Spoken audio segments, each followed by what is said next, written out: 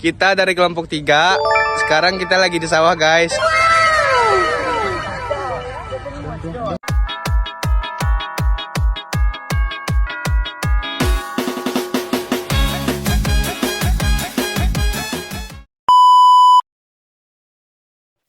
Ekosistem sawah merupakan ekosistem buatan manusia yang ada di darat dan bisa digunakan para petani untuk membudidayakan tanaman. Pada lahan persawahan akan ada interaksi antara organisme yang hidup beserta lingkungannya. Selain itu juga, ekosistem sawah adalah ekosistem lahan basah buatan yang sangat berguna bagi kehidupan manusia sebagai penghasil bahan pangan. Ekosistem jenis ini memiliki bentuk keanekaragaman fauna yang tinggi. Komponen biotik. Komponen biotik adalah komponen penyusun ekosistem yang terdiri dari makhluk hidup yaitu manusia, hewan, tumbuhan, dan mikroorganisme. Komponen-komponen biotik yaitu ada produsen, konsumen, dekomposer, detrivor, herbivora, karnivora, dan omnivora. Komponen biotik produsen dan konsumen. Produsen adalah organisme yang dapat membuat makanan sendiri, yang biasa disebut dengan berfotosintesis. Contohnya, padi, pohon singkong. Yang kedua, konsumen adalah organisme yang tidak dapat membuat makanan sendiri. Contohnya, belalang dan burung. Dekomposer dan detrivor.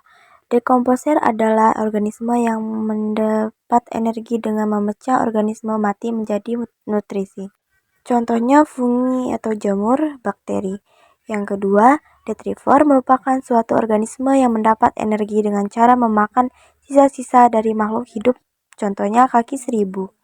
Selanjutnya, herbivora dan karnivora. Herbivora adalah makhluk hidup yang memakan tumbuhan, contohnya belalang. Hewan karnivora adalah hewan pemakan daging. Sebagian besar hewan karnivora memang buas dan bertahan hidup dengan cara berburu. Namun, ada juga yang bisa dijadikan hewan peliharaan, seperti kucing. Komponen abiotik, yaitu diantaranya ada cahaya matahari, tanah, udara, air, dan kelembapan. Semua itu sangat dibutuhkan untuk membantu proses pertumbuhan tanaman padi dan tanaman lainnya yang ada di ekosistem sawah. Interaksi antar komponen. Interaksi komponen menyusun ekosistem dapat diartikan sebagai hubungan yang ditimbulkan dari aksi dan reaksi yang ditimbulkan antara faktor biotik dengan faktor biotik maupun faktor biotik dengan abiotik. Dan ada beberapa tipe interaksi di antaranya yaitu ada netralisme.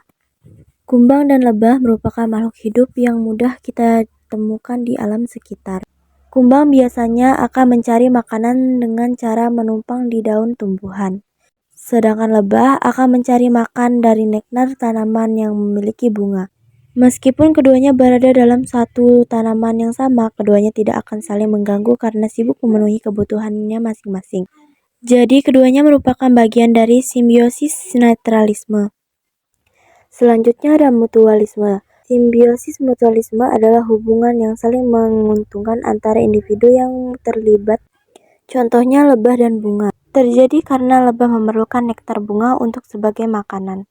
Selanjutnya yaitu komensalisme.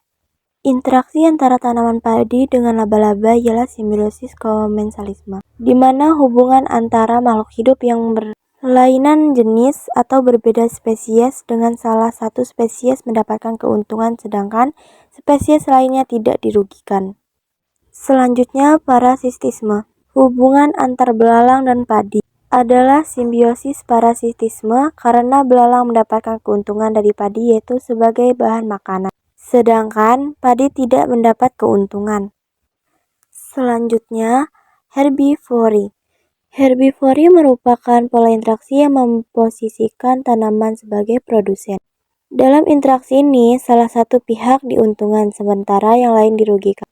Contohnya yaitu burung yang memakan padi.